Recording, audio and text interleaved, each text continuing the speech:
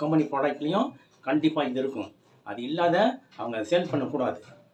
Warning notice ஒட்டியிருப்பாங்க. நம்ம என்ன பண்ணுறோம், ஷாப்லேருந்து வாங்கி வந்துட்டு இறக்கி என்ன பண்ணுறோம், அதை தான் கரெக்டாக படிக்கிறோம். முதல்ல இதை எங்கே வைக்கணும், எப்படி வைக்கணும், எப்படி யூஸ் பண்ணணும், எந்த இடத்துல வைக்கணும் என்று இதெல்லாம் படித்து பார்த்து கரெக்டாக ஃபாலோ பண்ணுறோம். ஏன் இல்லைன்னா கேடு வந்துடும். எதுக்கு கேடு வந்துடும்? அந்த யூஸ் பண்ணுற பொருளுக்கு கேடு வந்துடும். கேடு வந்தால் என்ன ஆகும்? அவ்வளோதான், தூக்கி போட வேண்டியதான். அதுக்கு அழிவு காலம். ஆகவே இதையெல்லாம் நான் கரெக்டாக ஃபாலோ பண்ணிக்கிட்டோம். அதெல்லாம் படித்து பார்த்துட்டு கரெக்டாக யூஸ் பண்ணுறோம், சர்வீஸ் பண்ணி வச்சுக்கிறோம்.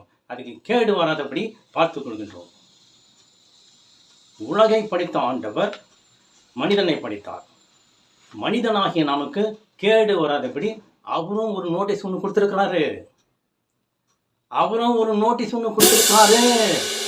மனிதனை படைச்சாரு. நீ இப்படிதான்